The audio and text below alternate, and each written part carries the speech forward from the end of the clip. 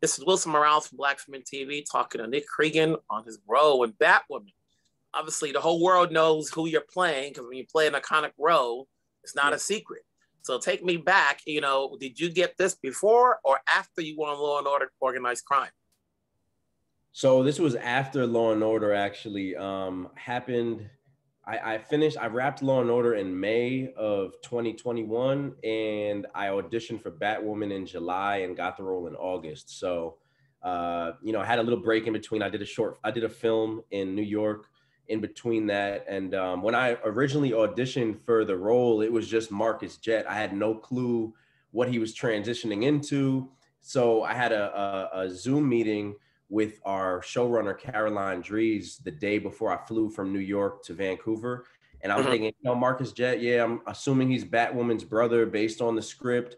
He'll probably cause a little trouble, but I had no clue he was going to turn into the Joker. So she told me, and obviously I was shocked. I was excited, little nervous. I started watching some other Joker renditions, and it's been a cool ride.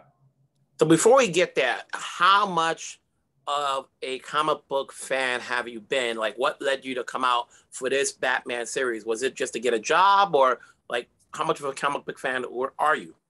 Well, I'll be honest, I didn't grow up a comic book fan, but I grew up I loved Batman cartoons, on the WB back in the day, they had the Batman cartoon. It was a kind of dark cartoon, but a lot of fun to watch as a kid.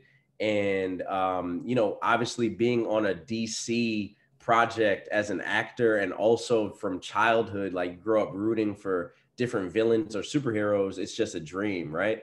So no, I obviously you want to work, but you want to be able to work on cool projects. So this was one of the coolest things I was able to audition for. It was my first DC project I actually had auditioned for, and I ended up booking it. So, no, I didn't grow up a comic book fan, but once I got the role, my friends who are comic book fanatics sent me a few copies of different versions of the Joker. They let me know the history, and how he killed Robin and all types of stuff that I got into. So yeah, I'm learning as I go along. Now with this show, did you have to play catch up in terms of watching all the previous episodes before you auditioned or after you got the role? Well, when I auditioned, I hadn't seen more than a couple episodes of Batwoman up to that point. But once I got the role, I was like, you know what? Let me go on HBO Max and watch everything just to know who I'm dealing with, what the characters are like. I wanted to get to know my cast a little bit and how they worked before I got there. So just as good research and homework, I watched the 2 seasons before I got on set. Now, as we're talking about this character, how do we best describe Marquis? So Marcus he's a little misunderstood, I want to say. His intentions early on are very pure. You see that he actually wants to be around his sister. He wants to feel a sense of belonging. He feels like he has had a void his whole life, pretty much. His mom is this super powerful businesswoman. His father is clearly not in his life anymore at the moment. And he found out he has a sister, so he's trying to find out how he can join forces with her to kind of see if they can just do what 2 siblings should want to do with a mother who's been absent. I think he's seen by his sister as a pure individual until she finds out just how messed up he actually is. So, I think Marcus is a lot of fun. I think he is obviously teetering along the lines of evil, but there are some good qualities to him. I think you would have a good time hanging out with him, to be honest. If you couldn't tell from episode 8, he throws a pretty good party, right? Yes, indeed. Now, obviously, as I mentioned before, people see you as the Joker. How does that make you feel knowing that this is the first Black Joker we're getting on any level? At least I haven't done my research. I think this is the first. Yeah, this is the first live action Joker. There was a Black voice actor that did one of the cartoons, but this is the first ever live action Black Joker. And for me, when I got that news, the first thing that ran through my mind is history, right? Like, this is going to be a chance for younger children who want to dress up as on Halloween. They could be Marquis Jet with purple locks, as opposed to necessarily having to change the texture of their hair to look like another version of the Joker. They can be the Joker with their current texture hair, which is important to me. You know, I want to be able to be a part of the conversation of representation, not from a speaking standpoint. You know, this is a chance to be a part of history, and I'm just happy that I'm able to kind of walk that line, you know. And you mentioned you had seen the previous versions of the Joker. So when you're playing this role, and obviously you're going by what the script says, mentally, were you trying to make sure you did not do anything similar to what you have seen? And how did they want you to play this role opposite what people know of the character from whatever version they've seen before?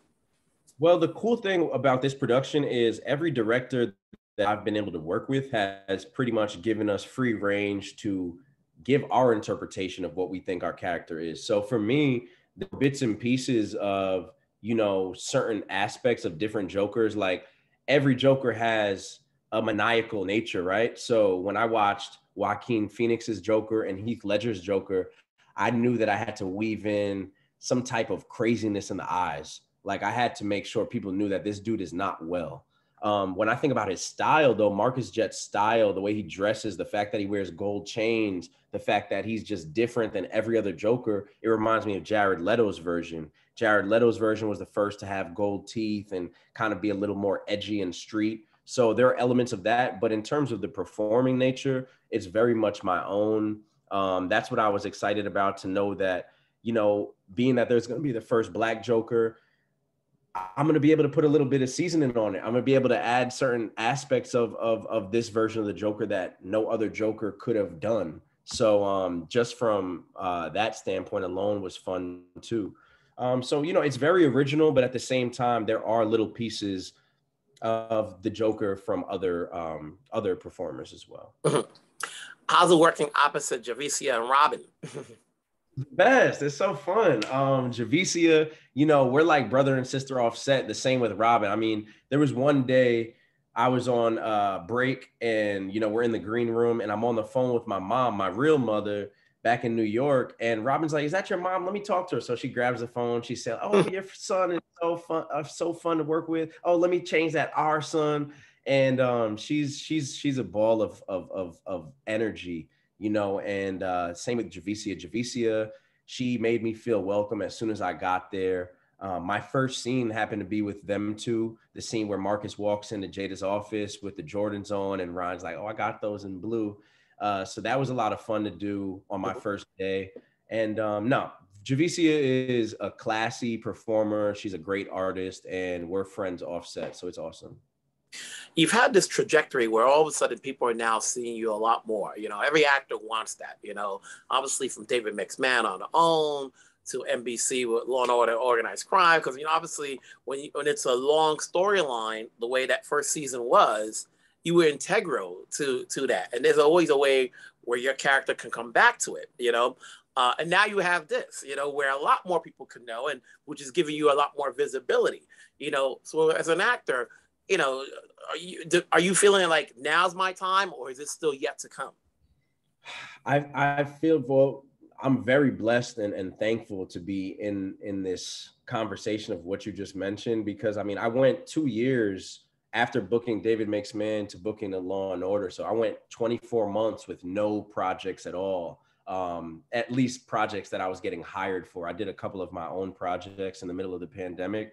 But you know, as an actor, it's like you never know what's going to happen tomorrow. So you just have to enjoy the fact that you're in the moment right now and you're able to do great work and you're able to obviously pay your bills. That's a good thing too. But you know, I'm very much a believer in speaking things into existence, and everything happens for a reason. So the fact that I'm working right now, it just has me excited to keep going. And, you know, I pray and hope that tomorrow is just as bright as today. But if it's not, it's also not the end of the world. That's just the way life is. Nothing is ever certain. And we have to be able to roll with the punches. And that's the job of being an artist. You're not doing it to be rich. You're not doing it to do anything other than play and be able to have that chance to play. So every chance I get to play is a great chance, you know? You know, when you're not obviously working and doing interviews and on the set, you know, what do you do to stay humble, to just be yourself without having to worry about, you know, what people are going to say? Because obviously when you're playing the role as Joker, now you're known. So now you have that DC fan base. Oh, yeah. You know, they're going to Google everything you do. You're going to have your own page created. So you always now have to be careful as to what you do. So when you're not in front of that stuff, how do you try to be true to yourself? I just love being true to myself by being Nick, around the people that know me the most, you know, my friends and family. I have a great group of people around me that still joke on me, that I could still joke on them too. You know, I'm not celebrity actor Nick when I go home. I'm just Nick, which feels amazing. I'm blessed to have such a great support system and a group of people that are going to treat me the same if I'm winning Emmys and Oscars, or if I'm deciding that I just want to stay home and that's it. You know, I just came from Jamaica to start the new year, and that's where my mom's family's from. That's where I consider my roots to be. So every time I go to Jamaica, I get to be grounded, refreshed. You know, there's like no frills with any of the stuff I'm doing, you know, just going to the beach, jumping in the water, drinking fresh coconut, like things like that make me feel the most like myself and the most home. So, those are great activities for me to do after I finish filming. Now that you have a day job, you know, and, you know, obviously we all had to do something different and pivot during the pandemic, and you were able to make a film. Are you going to continue to do that? Get behind the scenes and do more if possible, whenever you have time? Yeah, for sure. I mean, behind the scenes, you know, luckily I have a great management team. We've been putting out projects to get produced. You know, I want to do producing. I will try my hand at directing at some point. So yeah, there are a few projects right now that I have with a couple friends that are in pre-production. We're shopping a few things around. So the producing version of Nick is definitely still a thing I want to dive into for sure. How much more do we have to see Marcus? You know, what's in store for him coming down the episodes? Well, I'm positive you haven't seen the last of him. I won't tell you what's going to happen, but there's a lot to look forward to. I think fans are going to be very excited. And also, you know, if you're one of those fans that only loves the good guys, well, you got some stressing out to do for sure. Now, we talked about, obviously you had to see, you saw the previous films with the Joker and so forth. Have you been watching any of the other DC films, you know, whether it be on television or in films? Yeah, for sure. I mean, I've seen every version of Batman. I just watched the Justice League recently. So yeah, DC has been a big part of my childhood and also my adulthood because they continue to make awesome movies that everybody can enjoy. You know, I would love to get into the DC film universe. I'm gonna just put that out there. I would love to be a part of the DC movie verse. So a couple people have been tweeting that, and I'm on that wagon. I'm all ears for that. If it's not the Joker, who would you like to play? Can't throw it out there. You got to have a character ready to go. If it's not the Joker, I would want to play Batman. I mean, who wouldn't want to play Batman, right? Too simple, too easy, you know. Too simple, too easy, you know. Obviously, you say you weren't so much of a comic book, but now you've had a chance to play these roles, and I'm sure you've done your research. Because if we had a Comic-Con, you know, you would be out there, and those fans I'm excited. You left and right. I'm excited for my first Comic-Con. You know, obviously because of COVID, things have been slowed down, but I feel like the next few Comic-Cons and different conventions around the country and the world are going to be awesome. So yeah, I'm going to be definitely diving and doing my homework before I get there because I know there are going to be people that, you know, they want to talk comics, they want to talk DC. So that'll be a lot of fun. Yep. So you got to get your research because those people, they know everything, For you know, sure. from the costume to the shoes, to the laugh, to the smile, but everything's going well for you. Like I said before, you know, I am a fan of Law and Order. So like, oh, then boom, you're on Batwoman. It's like somebody's protecting you well enough to get you jobs. And like you said, even though there was some time in between, no one really knows that, because when you're on a weekly show, people get to invest in you as the actor, invest in a character. So hopefully that will continue to, to do well on the show and anything else, coming forward. So wherever you're at, stay safe. I'm sure we'll meet in person at some point. But for now, keep it going. Thank you, Wilson. I appreciate you, man. All right. Have a good one. All right. Take care.